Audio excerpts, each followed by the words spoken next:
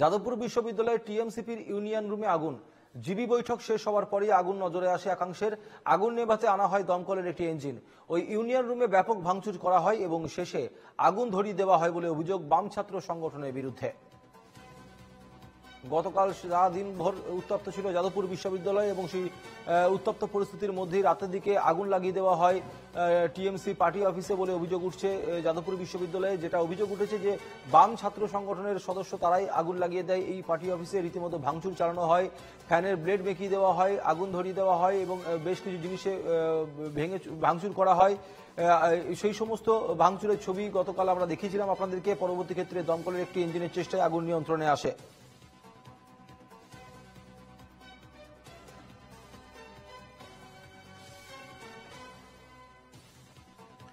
বিউ সরকার আমাদের প্রতিনিধি রয়েছেন টেলিফোনে এই মুহূর্তে আমাদের সঙ্গে। বিউ, গতকাল যাদবপুরের তৃণমূলের পার্টি অফিসে আগুন লাগিয়ে দেওয়ার অভিযোগ ওঠে সিপিএম এর বিরুদ্ধে। পরবর্তী ক্ষেত্রে দমকলের একটি ইঞ্জিনকেও ঘটনাস্থলে পৌঁছতে হয় আগুন নিয়ন্ত্রণে আনতে। এই মুহূর্তে সেই গোটা ঘটনায় শেষ কি আপডেট রয়েছে?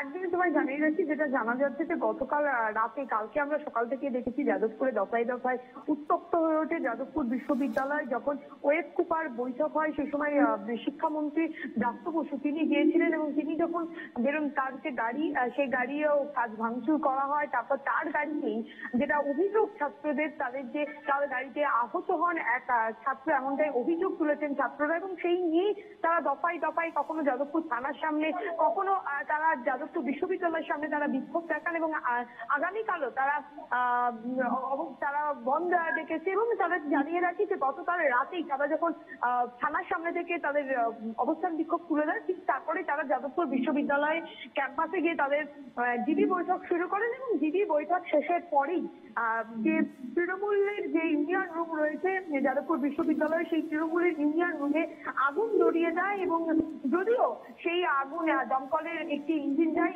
আগুন নিয়ন্ত্রণে আনে, যদি তার তৎপরতার সঙ্গে দমকলের ইঞ্জিন না যেত ভয়াবহ আকার নিতে পারতো। কেননা সেই রুমের পাশেই ছিল একটি ট্রান্সমিটার, সেই ট্রান্সমিটার থেকেও, কারণ সেই ট্রান্সমিটারে যদি আগুন লেগে যেত সেখান থেকে বড় সড়ো একটি দুর্ঘটনা হতে পারত। কিন্তু যথাসময়ে দমকলের ইঞ্জিন ঘটনাস্থলে পৌঁছে এবং একটি ইঞ্জিনের সাহায্যে আগুন নিয়ন্ত্রণে আনে। কিন্তু তুমি দেখতেই পাচ্ছ সেই ছবিটা যে ভয়াবহ ভাবে আগুন লাগিয়ে দেয় এবং এখনো পর্যন্ত রীতিমতো তারা উত্তেজিত হয়ে রয়েছে। তাদের একের পর এক যেভাবে তাদের এই যে, কারণ তাদের দাবি হচ্ছে ভোট করাতে হবে, ভোট না করানো কেন হচ্ছে না সেই দাবি নিয়ে তারা কালকে যখন শিক্ষামন্ত্রী তাদের বিশ্ববিদ্যালয়ে যায়, যাদবপুর বিশ্ববিদ্যালয়ে, সেই সময় এসএফআই ডিএসআই তারা বিক্ষোভ দেখান, তারা তার গাড়ি ঘেরাও করেন এবং তারপরে গাড়িতে চোর চোর স্লোগান লেখেন এবং তারপর থেকেই উত্তপ্ত হয়ে ওঠে যাদবপুর বিশ্ববিদ্যালয় এখনো পর্যন্ত। এবং কালকে রাতেও যখন কেপিসিতে যারা যেসব ছাত্ররা ভর্তি রয়েছে সেখানে যাদবপুরের উপাচার্য ভাস্কর গুপ্ত তিনি যখন দেখা করতে যান তাদের সঙ্গে, সেই সময় যেটা শোনা যাচ্ছে অভিযোগ যে ভিসি অর্থাৎ যাদবপুর বিশ্ববিদ্যালয়ের যিনি ভারপ্রাপ্ত উপাচার্য রয়েছে তারও রীতিমতো জামা ছিঁড়ে দেয়, এমনটাই অভিযোগ উঠেছে। বেশ, সঙ্গে থাকো বিউ।